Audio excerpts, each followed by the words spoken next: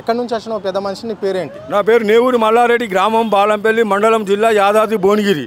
ఈ సందర్భంగా తెలియజేయనది ఏమనగా అంటే ప్రజా దర్బారులో మంగళవారం రోజు మంగళం భారతానికి వస్తున్నారు జనాలు, శుక్రవారంతో ఆరాధిస్తానికి వస్తున్నారు ప్రజా దర్బార్కు. ఈ ప్రజా దర్బార్ రిసీవ్ కాపీ అడుగుతారు, దాడులు చేపిస్తున్నారు రేవంత్ రెడ్డి. కాబట్టి రేవంత్ రెడ్డి మీద కూడా దాడులు చేసే రోజులు దగ్గరలోనే ఉన్నాయని చెప్పి రేవంత్ రెడ్డి గుర్తుపెట్టుకోవాలి. అంటే నువ్వు ఇంత దూరం ఎందుకు వచ్చినావు? మరి ఈరోజు ఆయన బర్త్డే ఉంది, పుట్టినరోజు, మీ జిల్లాకే వచ్చిండు కదా, ఒలిగొండ మండలం సంగం గ్రామం వస్తున్నాడు కదా ముఖ్యమంత్రి. మూసి పరివారక ప్రాంతాల రైతులను పరామర్శించడానికి, వాళ్ళతో పాదయాత్ర చేయడానికి వస్తున్నాడు. మరి నువ్వు ఇక్కడ ఎందుకు వచ్చినావు? అక్కడనే కలవచ్చు కదా నువ్వు ముఖ్యమంత్రికి. రేవంత్ రెడ్డి మూసి ఎందుకు పెట్టినాడు పేరుతోటి రేవంత్ రెడ్డి ఆ కుంభకోణాలు ఇవన్నీ ప్రజలకు జరిగేది అన్యాయమే జరుగుతుంది, న్యాయం జరగదు. ఈరోజు మూసి పరివారక ప్రాంతాలు మొత్తం మురిసిపోతున్నాయి రేవంత్ రెడ్డి ముఖ్యమంత్రిని చూసి. ఈరోజు రేవంత్ రెడ్డి మూసిని ఏం చేయదలుచుకున్నాడు? ఒక ఎన్ని కోట్లు బడ్జెట్ కేటాయించారు దానికి. ఒక 50 లక్షలు అంటారు, ఒకసారి 1,00,000 కోట్లు అంటారు, 1,50,000 కోట్లు ఎవరు తింటాడు అవన్నీ? అంటే జనాలదేమో పేరు, తినేదేమో మొగడు సొమ్ము, పాడేది మిండెని పాట అన్నట్టుంది.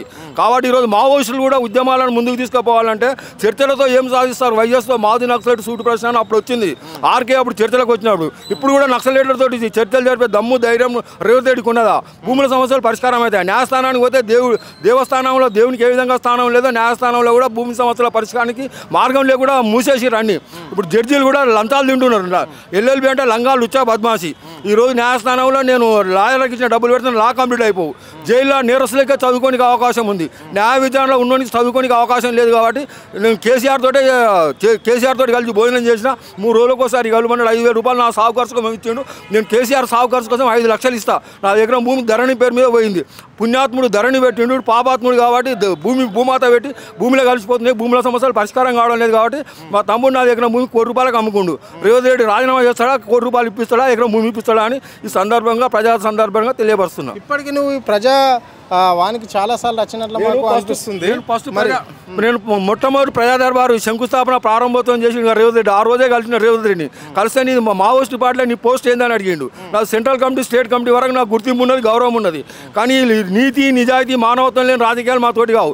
దొంగ నోట్ల, దొంగ ఓట్ల రాజ్యం ఒక్క రాజ్యమా, దొంగ లంజ కొడుకు లేలే పాలన ఒక్క పాలన. ఈ రోజు ఆయన బర్త్డే, నువ్వు అలాంటి శాపనార్థాలు పెట్టడం ఏంటి? ఆయన పాదయాత్ర పెట్టింది కాదు, రైతులు శివయాత్ర అంటున్నారు. రైతులకు రుణమాఫీ లేదు, రైతు బంధు లేదు, ఏది లేదు.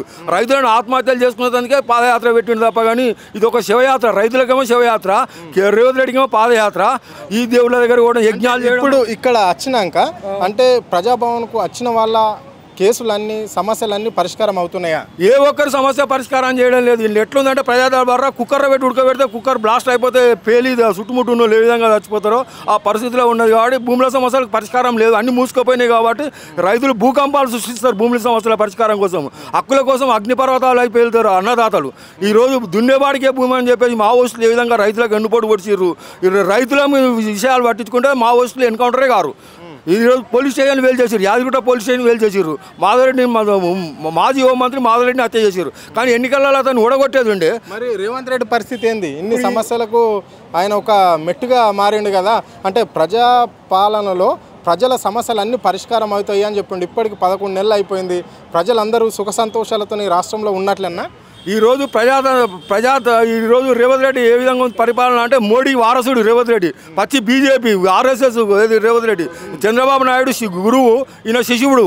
చంద్రబాబు నాయుడు గురువు ఏ విధంగా జన్మభూమి పేరు మీద ఆగం చేసిండు తెలంగాణ రైతులను, భూమాత పెట్టేసి రేవంత్ రెడ్డి కూడా తెలంగాణ రైతుల జీవితాలను నాశనం చేస్తాడని ఈ ప్రజా దర్బార్ సందర్భంగా రైతులను హెచ్చరిస్తున్నా. రైతులు కూడా ఆత్మాహుతి దళాలు సృష్టించాలి, మానవ బాంబులు అయిపోయేదాకా భూముల సమస్యలకు అదే ఏకైక మార్గం అని చెప్పేసి ఈ ఓట్లతోటి నోట్లతోటి అధికారమే మారుతుంది కానీ పరిపాలన మారదు. కాబట్టి ఈ ఎన్నికల ఖర్చు మొత్తం ప్రజలు ఎందుకు భరించాలి, రాజకీయ నాయకులు ఎందుకు భరించాలి? ఒకసారి ఎమ్మెల్యే గెలిచినాక 100 సార్లు వాడే గెలుస్తాడు. ఇప్పుడు మాధవరెడ్డి ఉండి భువనగిరి మొత్తం ఆయన ఎమ్మెల్యే. ఆ ఎలక్షన్ ఎందుకు పెట్టాలి? అసలు కలెక్షన్ ఎందుకు చేయాలి? ఈరోజు పోలీసు రాజ్యం, ప్రజాస్వామ్యానికి పునాది పోలీసు రాజ్యం. కాబట్టి పోలీసు రాజ్యానికి సమాధి కట్టాలి, ప్రజాస్వామ్యానికి పునాది వేయాలని చెప్పేసి ప్రజలకు పిలుపునిస్తున్న సందర్భం. ఈ 11 నెలల పాలనలో ఏ విధంగా అంటే కాంగ్రెస్ పార్టీ ఎన్నికల మేనిఫెస్టోలో పెట్టిన విధంగా మళ్ళీ 6 గ్యారంటీలను వాళ్ళు కుదించారు.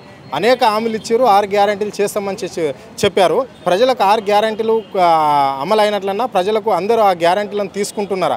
100 రోజుల పాలనే చేసేస్తామని చెప్పారు కదా ఈ రేవంత్ రెడ్డి సర్కార్. మరి దాని మీద ఎట్లా చూడొచ్చు? ఈ సందర్భంగా నేను ప్రజా దర్బార్ రావడం వల్ల ఏ ఒక్క సమస్య పరిష్కారం కావాలి. రుణమాఫీ లేదు, రైతు బంధు లేదు, ఉచిత కరెంటు లేదు, పింఛన్ లేదు, ఏది లేదు. కాబట్టి అవన్నీ వాళ్ళ కోసమే పెట్టుకున్నారు, ప్రజలను మోసం చేయడానికి, ప్రజలను వెన్నుపోటు పడడానికి. ఇప్పుడు గొర్రె కషాయాన్ని నమ్ముతుందని ప్రజలు రేవంత్ రెడ్డిని నమ్మారు కాబట్టి ఇప్పుడు తమ ఏళ్ళు తమ కంట్లో పడుచుకున్నట్టు అయిందని చెప్పి ఎంతో బాధపడుతున్నారు ఏది ప్రజలు.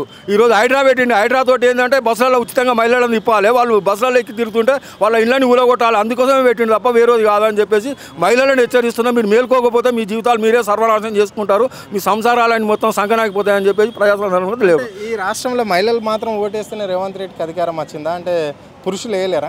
ఈ రోజు రేవంత్ రెడ్డి అనుకునేది ఏంటంటే కర్ణాటకలో మహిళలే వేసిరు, మహిళలతోటే ముఖ్యమంత్రి అయినా, నేను కూడా ఇక్కడ మహిళలు ఓట్లేస్తే నేను ముఖ్యమంత్రి అయినా, మొగోళ్ళు ఓట్లు వేయాల్సిన అవసరం లేదు, మొగోళ్ళ రాజ్యం ముండమోసింది, ఆడోళ్ళ రాజ్యం వచ్చింది, ఇప్పుడు ఆడోళ్ళకే మొగోళ్ళు పెట్టే రోజులు వచ్చినాయి కాబట్టి ఆ సంసారాలనే విచ్ఛిన్నం చేయడం అన్నాడు. అసలు రేవంత్ రెడ్డి భార్య ఎక్కి తిరుగుతుందా? అసలు వాళ్ళకి అవసరం లేదా? ఏకఛత్రాదిగా పరిపాలించిన కాంగ్రెస్ ప్రభుత్వం కానీ ఇప్పుడు చంద్రబాబుది కాంగ్రెస్ అందరూ అండకెళ్ళి వచ్చారు కాబట్టి అంతా తోడు దొంగలే, దోపిడి దొంగలే, రూపం మార్చిన లుచ్చగాళ్ళు బుచ్చగాళ్ళ రాజ్యంలో లుచ్చగాళ్ళ బతుకులైనాయి. కాబట్టి ఈ సందర్భంగా మేము ఆత్మహత్యలు చేసుకోవడం తప్ప మాకు ఇంకో మార్గం లేదని చెప్పేసి ప్రజా దర్బార్లో తెలియపరుస్తుంది. ఓకే, సో ఈరోజు మరి సీఎం బర్త్డే ఉంది కదా, బర్త్డే సందర్భంగా ఏమన్నా గుడ్ న్యూస్ చెప్పబోతున్నాడా? భువనగిరికి వస్తున్నాడు కదా, భువనగిరి ప్రజలకు కావచ్చు, ఎవరికైనా ఎనీ పబ్లిక్ అంటే హైడ్రా విషయమే కావచ్చు, లేకుంటే మూసి పరివార ప్రాంతాలను సందర్శించడానికి పోతున్నాడు కదా, ఆడ నుంచి పాదయాత్ర చేస్తున్నాడు అంటే హైదరాబాద్లో ఉన్న మూసి ఒడ్డు ఉన్న వాళ్ళకు ఎలాంటి ఇళ్లకు ఎలాంటి ఇబ్బంది లేదని చెప్తాడా? ఈరోజు మూసి మురికి కంపుల్లో కొట్టుకుంటారని ప్రజలు జీవిస్తున్నారు. ఈరోజు ఆరోగ్యాలు ఆగమైపోతున్నాయని చెప్పి రేవంత్ రెడ్డి ఏ విధంగా చెప్తే అది ఒక కుట్ర.